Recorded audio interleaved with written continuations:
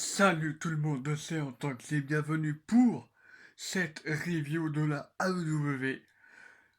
On va tout simplement faire comme avec mon intro, c'est-à-dire je vais parler de 5 points à retenir sur le premier show. La grande première de la AEW qui est en concurrence avec NXT. D'ailleurs, pour ceux qui n'ont pas vu NXT, sachez que Finn Balor est de retour à NXT. Il a même annoncé, alors que Adam Cole a battu Matt Riddle pour le titre NXT. euh, voilà, c'est la seule info principale qu'il faut retenir pour NXT. Grand retour de Finn Balor à NXT, alors qu'il s'est fait enterrer par Bray Wyatt à SummerSlam. Je pense que ça va relancer sa carrière à Finn Balor. Clairement, très bonne option. Euh, Alors, on est vendredi, donc ce soir, on aura le show de SmackDown, le tout premier show qui sera sur la Fox. Euh, mais j'en parlerai plus tard de ce show. J'en parlerai probablement ce week-end. En plus, on fera le vidéo pronostic. Elina Sen, je ferai tout. Je pense que je ferai là uniquement la review avec Christopher, Maxime et compagnie. On a vraiment. on- C'est vraiment dans l'urgence. Je pense pas qu'on ait le temps de faire ça ensemble. La vidéo pronostic, donc je ferai ça tout seul dans mon coin. Voilà. En plus, à SmackDown, il y aura des matchs qui vont être annoncés. Donc, raison de plus pour faire la vidéo tout seul.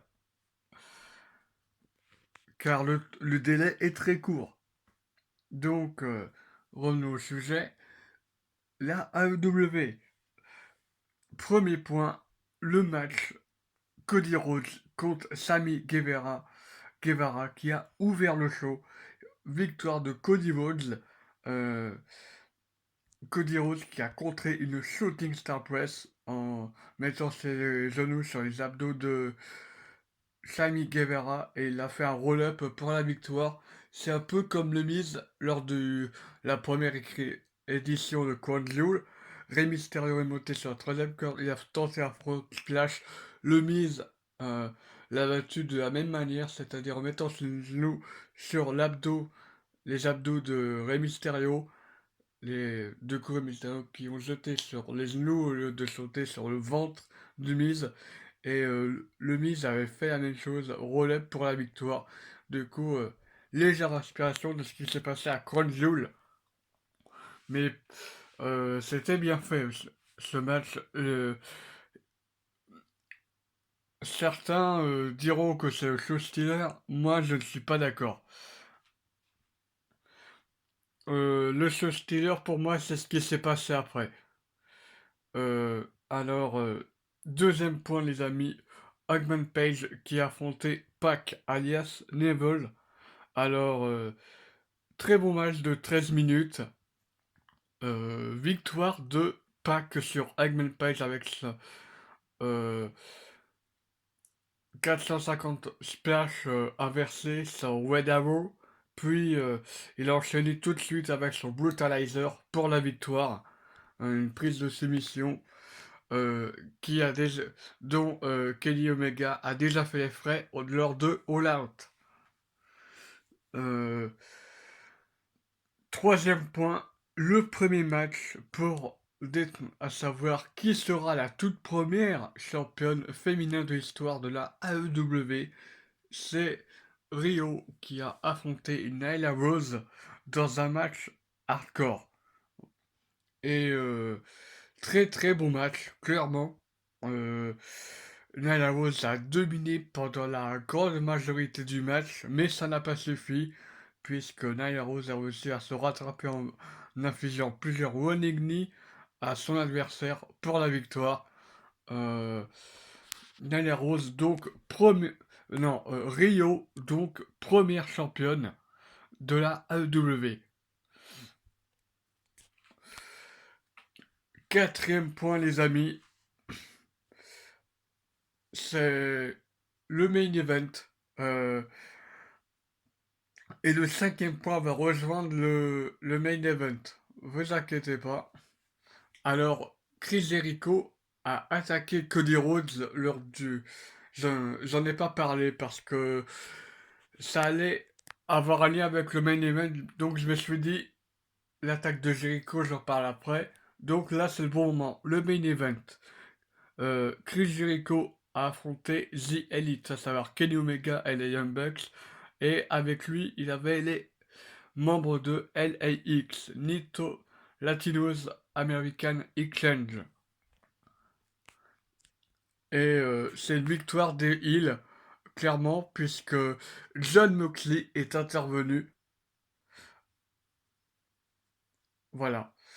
John Moxley est intervenu, il a confronté Kenny Omega, ils se sont affrontés dans les gradins, dans les coulisses, ils sont même allés dans le stand de merchandising, et Dean Ambrose a planté un DDT sur une table en verre.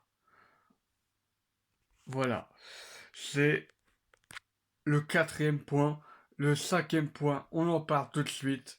Euh, Chris Jericho qui a planté un Judas Effect sur les Young Bucks pour la victoire. Il a même fait de même à Cody Rhodes lors de l'opener. Et du coup, il y a eu une domination des méchants, clairement, qui se sont mis à tabasser les Heels. C'est le dernier. Ensuite, on a Cody Rhodes qui se fait attaquer par les trois parce qu'il a tenté d'intervenir. Ensuite, on a eu Dustin Rhodes pour aider. Euh, Cependant, il y a Sammy Guevara qui a flushé un low blow à Cody Rhodes et à Dustin Rhodes. Après, on a eu également un cinquième catcheur qui a tenté d'intervenir. Du côté des Heels, je parle bien sûr de Jack Swagger. Jack Swagger qui a détruit euh,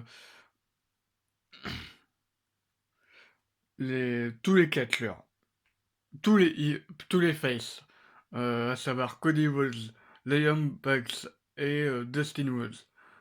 Donc victoire des Heels sur ce match, sur ce segment. Et il y a un gros spot qui m'a marqué, c'est Cody Rhodes qui a passé à travers deux chaises. C'est juste un spot qui est violent. On va pas se mentir là-dessus. Voilà, c'est le cinquième point, c'est tout simplement l'arrivée de Jack Swagger. C'est là où je voulais en venir par rapport au quatrième, au lien avec le quatrième, le cinquième et le premier point. Le lien il est là. Jack Swagger qui vient pour aider Sammy Guevara, Chris Jericho et les LAX. Donc on aurait potentiellement un clan de heal dans la AEW. C'était tout pour cette vidéo les amis. J'espère que vous l'aurez apprécié. Si c'est le cas, lâchez un petit pouce bleu. Salut tout le monde et à la prochaine.